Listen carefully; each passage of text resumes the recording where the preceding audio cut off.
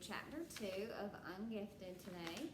If you remember yesterday when I read chapter 1, we learned about our main character, Donovan, and he's sort of a troublemaker, and he ended up rolling Atlas's world from the little sculpture at his school off of Atlas's shoulders, and it went zooming through the gym where the big basketball game was, and that was all while he was supposed to be in detention.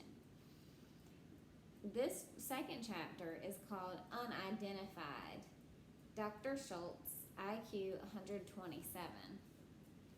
To be the superintendent of a school district like Hardcastle, with its 47 buildings and more than 30,000 students, was a huge responsibility. A lot of administrators would have hundreds of complicated rules to follow.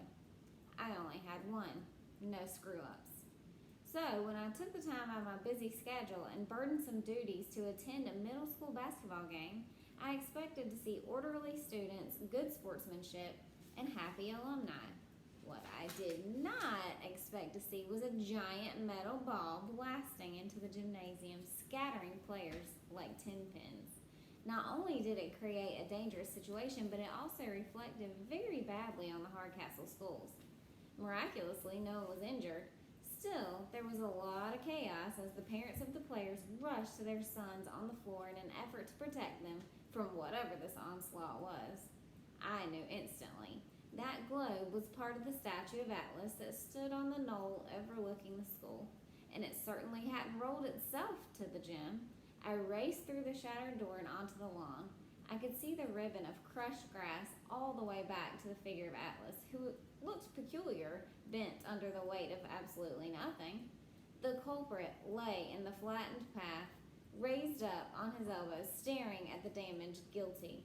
"You there!" I called. The boy tried to scramble up and run, but he couldn't get any traction on the squashed turf. By the time he found his feet, I was upon him, and he was caught. "Come with me to my office." His shoulders slumped. "Yeah, okay." He looked as worried as he ought to be. I drew some small satisfaction from that. The administration building was on the very same campus, but the boy didn't speak on the way over, not even to protest his innocence. A fat lot of good that would have done him. I had him dead to rights, and the evidence, a 400-pound bronze sphere, and the damage it had caused, spoke plainly about what he had done. At last we reached my office, and I glared at him across my desk. "Do you know who I am?" He shook his head and had the grace to look a little scared. "I am Dr. Schultz, superintendent of the Hardcastle Independent School District, and I'll have your name and your school's name right now." "Donovan Curtis. I go here, Hardcastle Middle, where, it happened." I wrote the information on a piece of paper on the cluttered desk in front of me. "Well, Donovan Curtis, I don't have to tell you that you're in big trouble right now. You're lucky that no one was hurt or even killed by that stunt of yours. Why would you do such a thing?" "It was an accident." If he thought he could get away with an excuse like that, he had picked the wrong administrator. A giant metal ball doesn't plow through a building by accident. He spoke up again. "I hit the statue with a branch, but I didn't think the world would fall off." "You didn't think—" My secretary, Mrs. de Bourbon, came bustling in, looking worried. "I'm so sorry to disturb you, Dr. Schultz, but you're needed urgently back at the gym. Someone called the fire department from a cell phone, and you're the only one with the authority to send them away." She frowned. "Nothing's on fire, is it?" "No, of course not." I was halfway to the door when I hesitated. What to do with the boy? He was looking hopeful, as if he were home free, but believe me, he wasn't. It would serve him right if I left him sitting here, cooling his heels while I went out to deal with the mess he'd made. But who knew how long that would take? By now, those firefighters could be finding code violations in the gym, and I had a dinner meeting across town. I skewered him with my most severe expression. "You can go. I'll send for you tomorrow morning, and we can continue this discussion." He was out of there like a shot. I wasn't far behind him when Mrs. de Bourbon called me back. "I'm sorry to bother you again, but Student Services needs the list of the new candidates for the Gifted program." I sighed.